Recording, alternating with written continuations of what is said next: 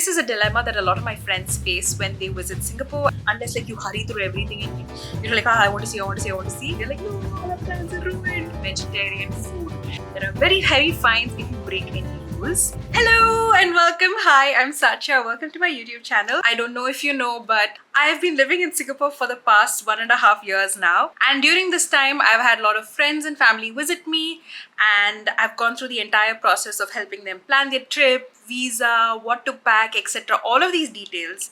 And I know that a lot of you are traveling to Singapore because of summer vacations, or Taylor Swift is also coming up. And I get a lot of your DMs about places to visit, what to eat, like so many questions. So I thought I would just make a YouTube video covering all of it. Let's get into it. Hello!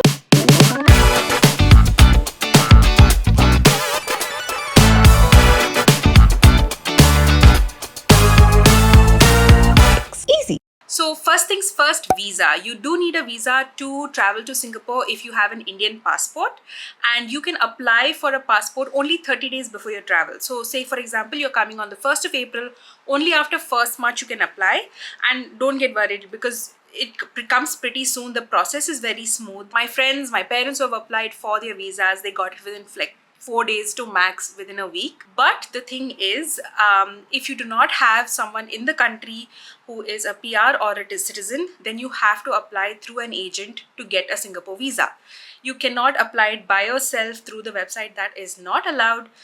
So everyone who has visited me has come through an agent, and it's been a pretty smooth process. The cost of going through an agent is about 3,000 to 4,500 depending on which city you're in and how much your agent charges. All the information of all the documents that you need, the things that you need to keep ready are all available on the Singapore government website. I'll put the link in the description. You can check that out, and you can check with your agent as well. The visa duration is capped to 30 days. So even if you're coming for 2 days, 3 days, 1 week, whatever, you will get a visa for 30 days. Some people get multiple entry. And my parents got a 1-year multi-entry visa. One friend of mine who applied got a 2 years multi-entry visa. But when you apply for your visa, you will definitely get a 30-day visit window during which you can travel to Singapore. The second thing is planning travel. Now, I think this is the first thing that you do, right? You book your flight tickets. It is actually pretty convenient getting to Singapore because there are so many direct flights from India, from all of the major cities, multiple flights every single day. The quickest and cheapest way to get to Singapore from India is to fly from Chennai, and your flight, depending on where you're flying from, like Delhi, Bombay, wherever, your flight can be about 4 to 5 hours. Even when booking your flight timings, I know that a lot of people, including my friends, they thought that, okay, I'll book the night flight, I'll arrive in the morning. But you have to remember that Singapore has a 2.5-hour time difference. Say you depart from India at 11 p.m. You will land in Singapore at Singapore time at 6 a.m. So though it's a 5-hour flight, your body clock is still at 3:30 a.m. So you might think that, oh, I'm just, I'm saving time, I'm flying overnight. But the truth is that a lot of people have done this, feel so tired when they land that the first day they're not able to do all the things that they planned for. And including me, like when I've taken this overnight flight, first half of the day I'm just sleeping at home. So I would recommend that you take a day flight. If your agenda is to do a lot of things, you have just a few days, you want to like jam pack it with things. But if you have a more relaxed itinerary, you just want to walk around, eat things, explore the place, then that overnight flight works best. In terms of carriers, Singapore Airlines is my favorite because the experience they give, the quality, comfort, the food is like the best. But your other options are also, you have Air India, you have Indigo, you also have Scoot. But just remember that Scoot and Indigo do not serve meals, like you'll have to buy the meals on the flight, whereas the meals are complimentary in Air India and Singapore Airlines. But again, it is your preference on how much you want to spend on your flight tickets and your experience. But I will just let you know that if you book well in advance, then Singapore Airlines is quite cheap and affordable. And I know I'm like championing them so much, but really the experience is unmatched. Third thing is stay. Now, where do you plan to stay when you come to Singapore? This is a question I get a lot, like what's a good place to stay at? So like other touristy places as well, it always is the best to stay in the heart of the city or a place which is close to all the tourist hotspots. And in Singapore, that is either Bugis or Little India. I know that a lot of people who travel to Singapore from India, they prefer staying in Little India because it's kind of familiar, but Bugis is also a great option because Everything is close by. You can either choose to stay in hostels or hotels, whatever your preference is. You can use booking.com. I know a lot of people use that to book their hotels, or even make my trip, I guess. I have not visited Singapore as a tourist and stayed in a hotel, so I don't have any recommendations for that. But if you are someone who has, please share them in the comments. It will be really helpful for people who are planning their travel. Next thing is SIM card and currency. So you have your visa, you have your tickets, you have your stay all sorted. Now the important part is your SIM card and currency. There is Wi-Fi available in most public places in Singapore, but I would highly recommend getting a local SIM because roaming is so expensive that it is so much cheaper if you just get a data card at the airport itself. When you just collect your bags and just come out, there are a lot of these counters which offer special packages for tourists. So when you buy a SIM card, they also offer you a discount on all of these attractions like Universal Studios and all of these tourist hotspots. You get great deals. So I would say that's the best option, that just when you land at the airport, buy your SIM from there only. And for currency, you can either choose to exchange it in India or do it once you land in Singapore. I would definitely recommend traveling with at least some Singaporean dollars, because you never know if you need it for your cab, if your online payment option doesn't work. It's always good to have some backup cash with you. I would say about $100 in cash minimum. Don't exchange all of your amount in the airport because exchange rate is quite high. From what I've seen people talk about, the best places to exchange currency is in Little India or in Lucky Plaza in Orchard Road, where you get good rates for your conversion. But otherwise, like Singapore, if you have Apple Pay, that works everywhere in Singapore, including bus, metro, everything. Or if you have a card that you can tap and is okay with foreign currency, you can use that. But again, you get charged like with each conversion rates. Next is transport. Now, unlike other Southeast Asian countries like Thailand, Vietnam, you cannot hire scooters in Singapore. It is not allowed.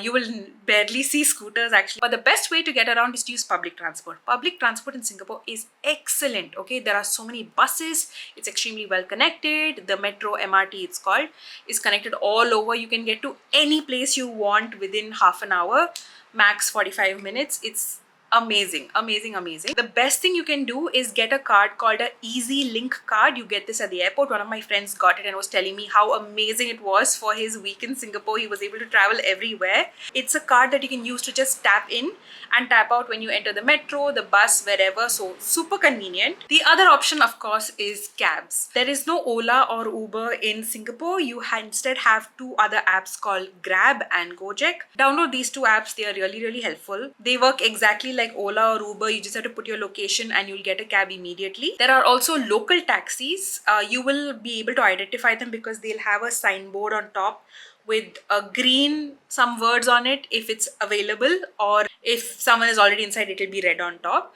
So most of the public places like your airport, Sentosa, big malls, they have a public taxi section also. So you can just go and wait in line, and when a public taxi comes, if it's your turn, then you just get into the cab, tell them where you want to go, and they'll take you. It's not a system where you have to ask them like, will you go here, will you go there? Whichever cab you get into, they will take you to the place you're supposed to. With regard to how much it will cost, in these public taxis, they have a digital meter already.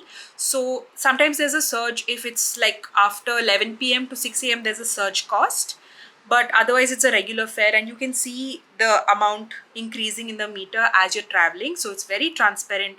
Nobody will try to cheat you, but definitely do not try to negotiate with anyone, because these people, Ekto, will not quote an amount saying, oh, you want to go to Gardens by the Bay, it'll cost you $100. They will not say that. They will just go by the meter.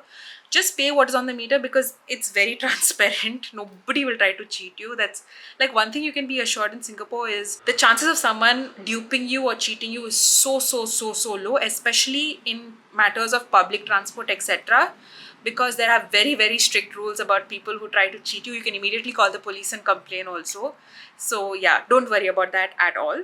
The only thing is the minimum fare for any taxi trip is $8, which is about 480 rupees. And that doesn't matter. Even if it's 1 kilometer, it will still be like $8. So try as much as you can to walk, take the bus or the train. Use this app called City Mapper. It is extremely helpful. The next is the weather. Now, this is something that a lot of people get confused about, thinking that, it's abroad, it'll be cold, etc. But no, Singapore weather is exactly like Goa, Bombay, Mangalore, meaning that it is very humid, it is very hot, and it rains a lot. So definitely check the weather before you come. You see, it'll definitely be hot, it never gets cold here. But check the weather to see rain forecast, because I've had so many friends who have come and been so excited to do all of these things, but suddenly it rains and they're like, no, all our plans are ruined. So definitely check for the weather forecast, because it does rain quite often. But the good thing is, it's not like it'll rain the entire day. It'll rain for like 2-3 hours and then stop. So in the meantime, you can go to a cafe or something and chill until the rain subsides. Pack very light summery clothes because it is quite hot and humid. Do not pack any warm clothes. You will never ever use it. Most people here wear shorts, dresses, skirts. It's very breezy and light, because I'm sure like when you visit a country, you're going to be out a lot, you're going to be under the sun, it's going to be hot. Definitely carry an umbrella. You need it both for rain and shine. Now we come to the fun part, which is the itinerary. Now Singapore is very, very tourist friendly. There are so many things to do, but I'm just going to rate a couple of things based on what I feel are like must-dos if you visit, because these are great experiences.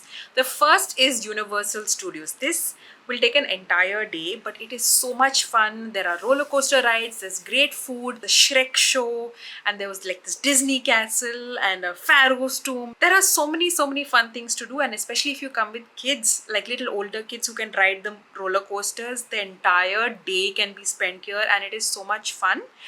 The only thing is waiting in line for the rides takes a while. So there is an option called an express pass, but it is a bit more expensive. I think it's about $120. But if you have someone with you who cannot walk a lot or wait in line a lot, or you have young kids and it's a hot day, you don't want to wait in line, then that, trust me, is a very, very worth it. If you are someone who doesn't like roller coasters and any of those scary adventurous things, there are also a lot of these gentle rides that you can go on. I know if you have elderly parents with you, there's a lot of sightseeing that you can do within Universal Studios itself, and you have great restaurants which has very interesting food which you don't get anywhere else. Very theme park like foods, so you'll have a good time there. The second must do, I would say, is the Singapore Zoo.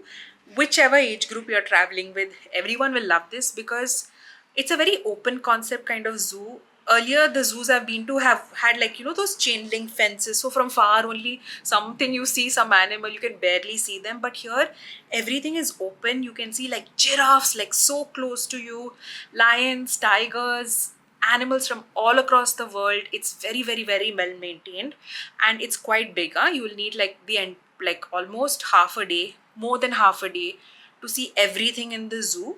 And again, in the zoo also they have like nice eating areas, so you are sorted completely. Attached to the zoo is also something called a river safari. You have night safari and a bird park. Someone had DM me recently asking if they can do all four in one day, and that is physically impossible unless like you hurry through everything and you're like, I want to see, I want to see, I want to see.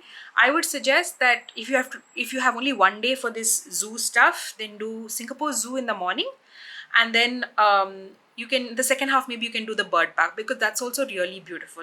Initially I thought, who wants to look at birds? But the way they have designed it, again, it's like an open thing, like you can directly see the birds, and sometimes parrots come and sit on your neck and your back, and it is beautiful. So that's totally worth it.